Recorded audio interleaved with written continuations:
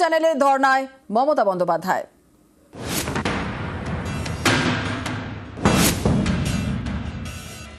I have started my struggle from the beginning and my life will be end with the struggle. I am starting my dharna from after Dol 6th. Give me the moral support to fight for the people. And until and unless I am alive in this world. SIR এর প্রতিবাদে এবার ধর্নায় মমতা বন্দ্যোপাধ্যায়।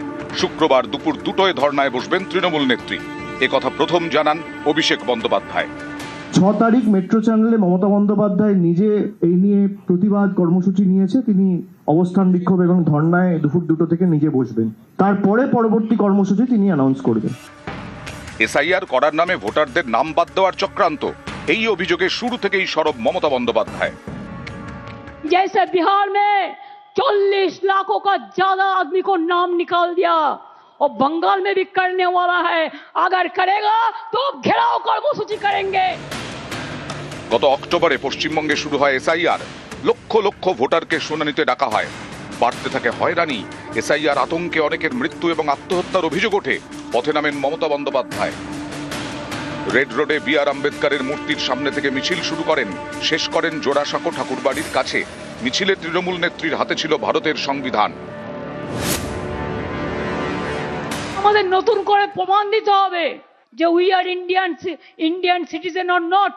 এতদিন পর প্রমাণ দিতে হবে। আপনার বাবা মা সার্টিফিকেট নিয়ে আসতে হবে। अगर एक भी आदमी का लोग नाम बात गया तो बीजेपी का गवर्नमेंट तोड़ के छोड़ेंगे। শুধু হুঙ্কার নয়, ফেব্রুয়ারির শুরুতেই দিল্লিতে রড়ংদেহী মেজাজে দেখা যায় তৃণমূল নেত্রীকে। এসআইআর এর জন্য হয়রানির শিকার হয়েছেন এমন বেশ কিছু পরিবারের সদস্যকে নিয়ে পৌঁছে যান রাজধানীতে। মুখ্য নির্বাচন কমিশনার জ্ঞানেশ কুমারের সঙ্গে সাক্ষাৎ করেন। দিল্লিতে নির্বাচন কমিশনের অফিসের সামনে দাঁড়িয়ে সুর চড়ান। हमारा भी जनता हमारे साथ में है, हम मैदान में लड़के लेंगे। बंगाल को टारगेट करने के लिए वो बीजेपी उसका पक्ष में है। जो मर्जी बीजेपी करेगा उसको वो करेगा, तो हमारा भी जनता हमारे साथ में है। এখানেই শেষ নয়, প্রথম মুখ্যমন্ত্রী হিসেবে দেশের শীর্ষ আদালতে সওয়ালও করেন মমতা বন্দ্যোপাধ্যায়, যা এক বেনজির ঘটনা। This court gave order that Aadhaar card will be one of the proof documents, but they said no. Said in other state, said the domicile certificate is allowed. Only they targeted Bengal on the eve of election. Only they have appointed 8,300 micro observer and the role observer from the BJP ruled state, so that micro observer can delete all the names sitting inside the election commission office through AI. SIR এর পর 28 ফেব্রুয়ারি প্রথম voter তালিকা প্রকাশ করে নির্বাচন commission. তাতে বাদ গেছে 5,46,053 জনের নাম। এছাড়া বিচারাধীন 60,06,675। তৃণমূলের দাবি এই তালিকায় কারচুপি করা হয়েছে। বিজেপির কথায় চলছে কমিশন। এসআইআর এর প্রতিবাদে এবার তাই ধর্নায় মমতা বন্দ্যোপাধ্যায়। এর আগে সিঙ্গুর আন্দোলনের সময় ধর্মতলার মেট্রো চ্যানেলে অনশন করেন মমতা। সেই ধর্মতলা, সেই মেট্রো চ্যানেল, ফের প্রতিবাদে মমতা বন্দ্যোপাধ্যায়। এবার এসআইআর এর প্রতিবাদে ধর্না। এই সেই ধর্মতলার মেট্রো চ্যানেল, এই ফলকটিও অত্যন্ত নজর কাড়া। তার কারণ টাটাদের সিঙ্গুরে জোর করে প্রকল্পের জন্য জোর করে জমি অধিগ্রহণ করা হচ্ছে। এই অভিযোগকে জানিয়ে 2006-এর তেসরা থেকে 28শে ডিসেম্বর পর্যন্ত এই মেট্রো চ্যানেলেই অনশন করেছিলেন মমতা বন্দ্যোপাধ্যায়। 6 তারিখ থেকে দুপুর 2টো থেকে সেই মেট্রো চ্যানেলেই তিনি অবস্থানে বসতে চলেছেন।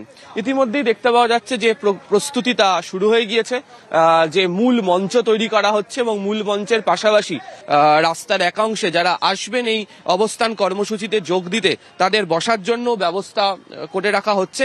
ক্যামেরা অসিত দাসের সাথে আবির ঘোষাল, নিউজ 18 বাংলা, কলকাতা। তালিকায় নাম বাদে উদ্বেগে মৃত্যু। ভাঙড়ে মহিলার মৃত্যুতে অভিযোগ, হৃদরোগে আক্রান্ত প্রিয়াঙ্কা চট্টোপাধ্যায়ের মৃত্যু।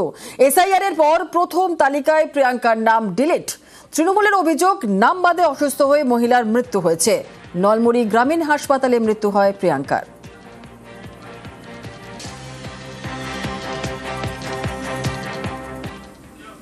শেখ ইব্রাহিম পরাধীন ভারতে জন্ম। পরিবারের দাবি বয়স এখন 104। 1951 সালে প্রথম লোকসভা নির্বাচনেও ভোট দিয়েছেন সেই ইব্রাহিমের নাম এবার বিচারাধীন, আর এতে ক্ষুব্ধ তাঁর পরিবার।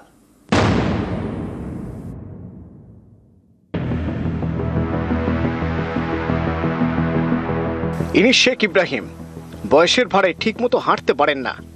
পরিবারের দাবি ইব্রাহিম এখন 104।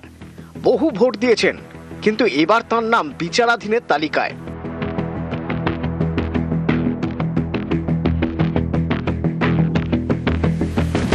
পূর্ব বর্ধমানের জামালপুর 1 নম্বর গ্রাম পঞ্চায়েতের 32 বিঘা। এখানকার বাসিন্দা শেখ ইব্রাহিম।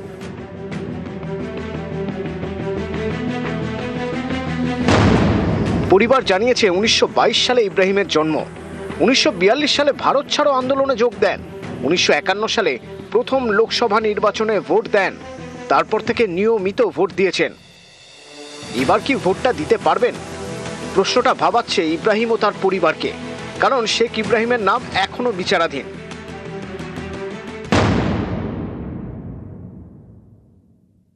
আপনার ব্রিজ যেটা আমরা যা আশা করছি এখন আপনারা যাচ্ছেন, আপনারা যাচ্ছি সবাই যায়। এটা হতে দেখেছি, থালের কাছে গেছি, থালের গায়ে ওকে হাত দিয়েছি, থাপ কত রুমের ওকে কাছে দেখেছি, সব দেখেছি। আমার জীবনে এসব হয়েছে। পরিবারের দাবি দেখতে দেখতে 100 পার করেছেন ইব্রাহিম। এরই মধ্যে এসআইআর শুনানিতে তার ডাক পড়ে। বয়সের কারণে বাড়িতেই শুনানি করে কমিশনের প্রতিনিধি দল, কিন্তু প্রথম ভোটার তালিকায় ইব্রাহিমের নাম বিচারাধীন। এ নিয়েই পরিবারের সদস্যদের মধ্যে তৈরি হয়েছে ক্ষোভ। উনি দেশ স্বাধীন হওয়ার পর থেকে প্রথম যে ভোট চালু হয় তখন থেকেই উনি ভোট দিয়ে আসছেন, কিন্তু এবছর এই যে এসআইআর চালু হয়েছে, এসআইআর চালু হওয়ার জন্য আমার বাবাকে নোটিশ করে হিয়ারিংয়ের জন্য। এসে সমস্ত নথিপত্র যাচাই করে দেখে যান।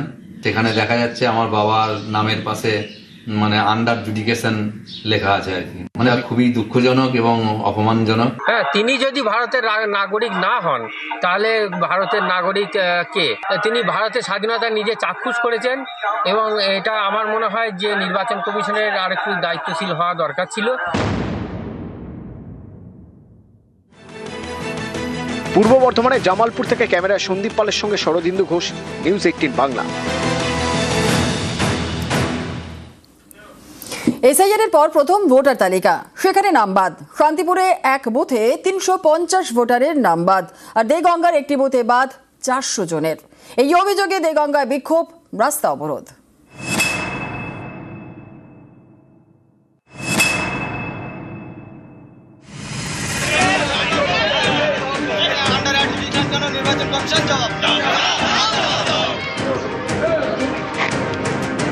ভোটার তালিকা থেকে বাদ গিয়েছে নাম, এই অভিযোগে দেগঙ্গায় রাস্তা অবরোধ।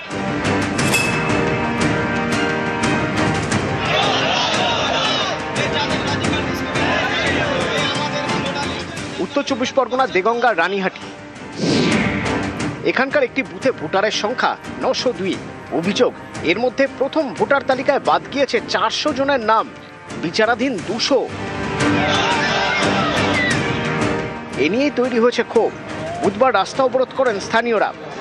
বাবা আমার 2002-তে ভোটার লিস্টে কোনো নাম নেই। ছোটবেলায় বাবা মা মারা যায়, এর জন্য আমাদের কাছে ডিলিট করেছে। আমাদের কাছে আধার কার্ড আছে, আই কার্ড আছে, স্কুল সার্টিফিকেট আছে 1982 সালের, তাতেও দেখাচ্ছে ডিলিট করেছে। আমার বড় দিদি আছে, তারও 2002-তে আছে, 2025-এ আছে, তাও নিচ্ছে না।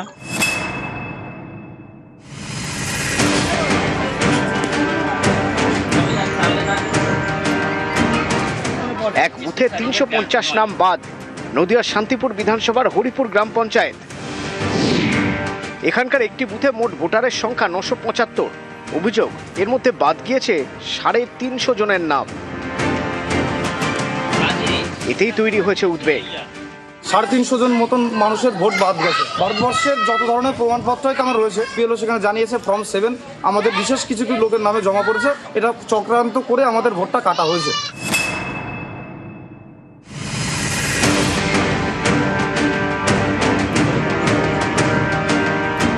উত্তর 24 পরগনার স্বরূপনগরের গোবিন্দপুর গ্রাম পঞ্চায়েত। এখানকারও একটি বুথে প্রথম ভোটার তালিকা নিয়ে ক্ষোভ। অভিযোগ, 6টি পরিবারের 18 জনের নামের পাশে লেখা ডিলিটেড। এ নিয়ে পরিবারগুলি চিন্তায়। আমি দীর্ঘদিন ধরে ভোট দিয়ে আসছি, মানে মৃত্যু বলে আমার ঘোষণা করতেছে মানে আর কি দুনিয়ায় নেই। তারপর তো আমি তো বেশি আছি, আমার ভোটটা কেটে দিলে। জন্ম সার্টিফিকেট ধরি, রেশন কার্ড ধরি, সমস্ত রকম কাগজপাতি আমার কাছে আছে। তা বাদেও আমার বাড়ির লোকের আর আমার মেয়েরও ভোট কাটা গেছে। নিউজ 18 বাংলা।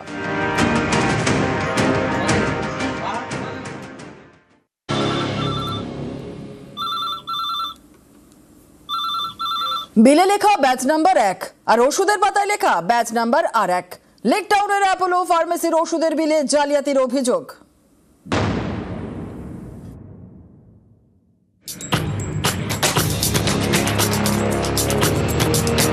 ওষুধের পাতার গায়ে লেখা ব্যাচ নাম্বারটি দেখুন। এবার সেই ওষুধেরই বিলে লেখা ব্যাচ নাম্বার দেখুন। ওষুধের পাতার গায়ে লেখা ব্যাচ নাম্বার এবং বিলে লেখা ব্যাচ নাম্বার আলাদা।